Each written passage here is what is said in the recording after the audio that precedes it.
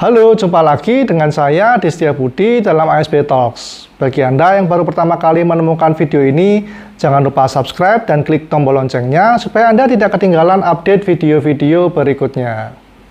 Apabila kita bertanya pada orang yang sudah bekerja, apakah impian mereka? Maka hampir semua dari mereka menjawab bahwa kami ingin untuk menjadi sukses.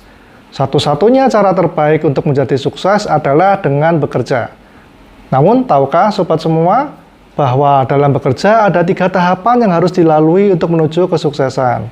Dan bagaimana mindset Anda serta sikap dan pola pikir Anda di setiap tahapan tersebut akan menentukan bagaimana Anda selanjutnya, apakah Anda akan tahan di situ atau Anda akan naik kelas ke tahapan berikutnya.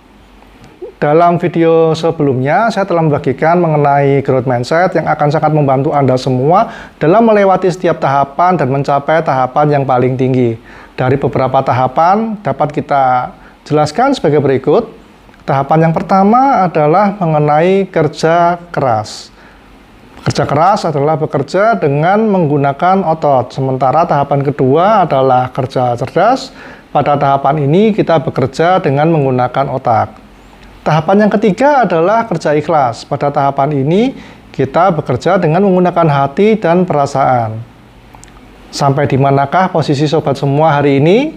Mari kita hening sejenak dan kita renungkan posisi kita. Oke, silakan tuliskan mengenai posisi sobat semua di kolom komentar. Oke, kita lanjutkan untuk membahas secara detail mengenai satu persatu tahapan yang telah saya sampaikan sebelumnya.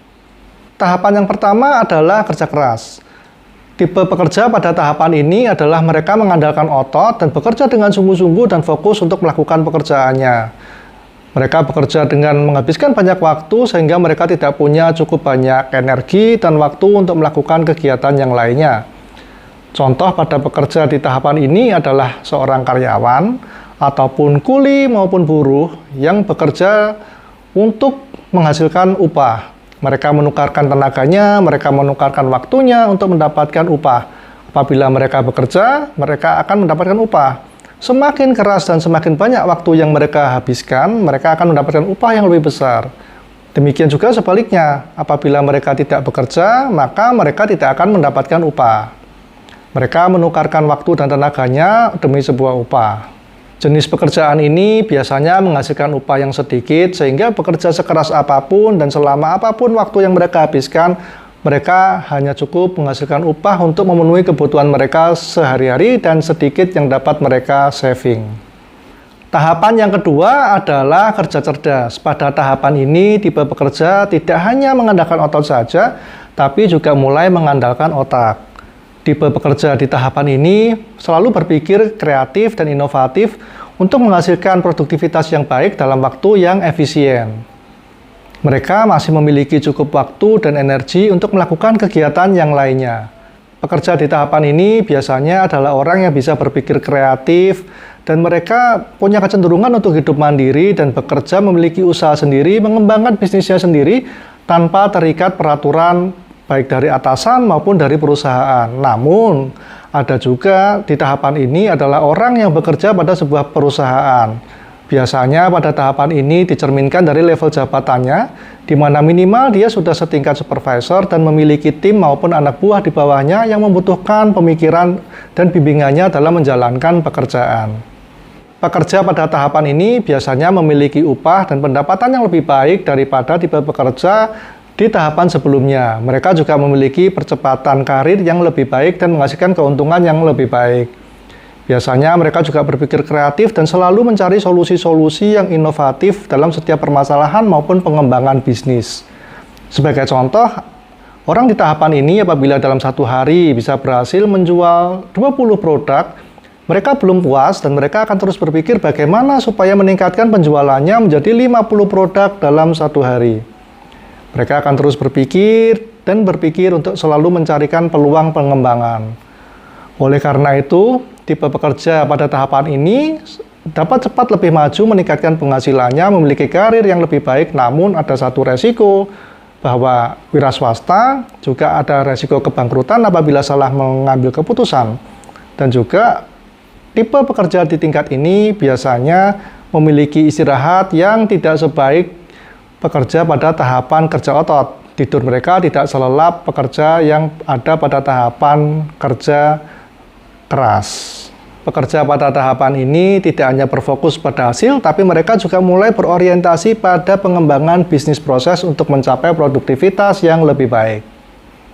Tahapan yang ketiga adalah kerja ikhlas. Sebenarnya pada tahapan ini juga masih menyertakan kerja keras serta kerja cerdas. Namun pada tahapan ini, orang tersebut mengerjakan segala sesuatunya dengan ikhlas tanpa beban.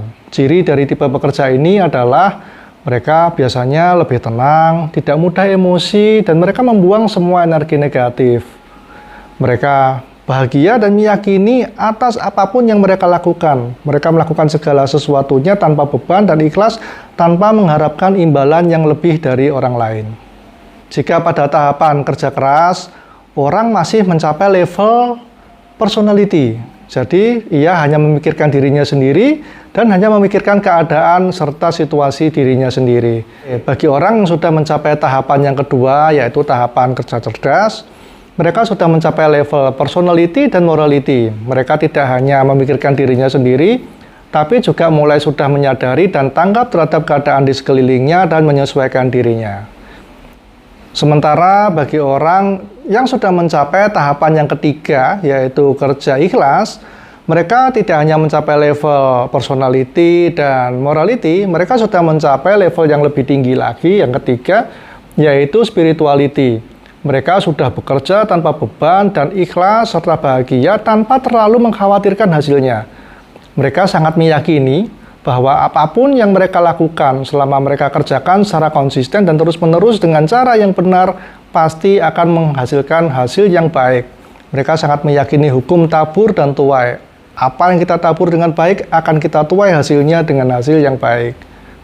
Tipe pekerja pada tahapan yang ketiga ini biasanya selalu memiliki energi yang positif, dia terus bekerja dengan bahagia dan membagikan aura positif itu, energi positif ini, kepada orang-orang yang ada di sekelilingnya.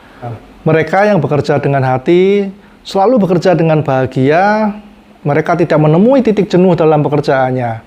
Mereka sangat mengutamakan selain kebahagiaan dirinya sendiri, juga kebahagiaan orang lain, yaitu yang utama adalah karyawan yang lain, serta pelanggan-pelanggan dari usaha mereka sendiri maupun dari perusahaan yang dia tekuni. Mereka sangat meyakini bahwa posisi dan kemudahan serta jabatan, serta tanggung jawab kerja yang mereka miliki adalah amanah yang harus dilakukan sebaik-baiknya, tidak hanya dari perusahaan, tapi juga merupakan amanah dari Tuhan Yang Maha Kuasa, di mana mereka hanyalah sebagai perantara untuk membagikan berkat ini kepada semua karyawan maupun pelanggan. Sehingga tidak jarang, banyak keajaiban-keajaiban yang dia temukan dalam setiap permasalahan, selalu dia menemukan solusi, dan banyak orang yang bisa membantunya, dan tak jarang pula banyak keajaiban-keajaiban yang terjadi dalam hidupnya. Jadi, apakah sobat semua sudah mencapai tahapan yang ketiga? Apabila belum, jangan khawatir, sobat semua pasti bisa melewati semua tahapan tersebut dan dapat mencapai tahapan yang ketiga selama sobat semua memiliki yang namanya founder mentality. Apa itu founder mentality? Founder mentality adalah sebuah sikap di mana ditandai oleh 3 ciri utama yang harus dimiliki. Yaitu, yang pertama, sobat semua harus memiliki misi yang besar dan tujuan yang jelas serta berorientasi jangka panjang. Lalu, ciri yang kedua adalah sobat semua harus peduli terhadap perusahaan dan lingkungan kerja Anda serta apa yang terjadi di lapangan, terutama kompetisi dalam bekerja terhadap kompetitor maupun pesaing-pesaing produk kita. Lalu, yang ketiga adalah sobat semua harus memiliki tanggung jawab yang besar terhadap perusahaan, karyawan, pelanggan, maupun produk yang kita pasarkan. Baiklah, itu semua, sobat semua.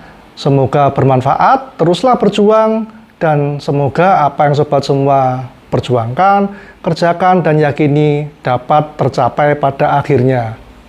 Semoga informasi ini bermanfaat dan membantu sobat semua dalam mencapai kesuksesan.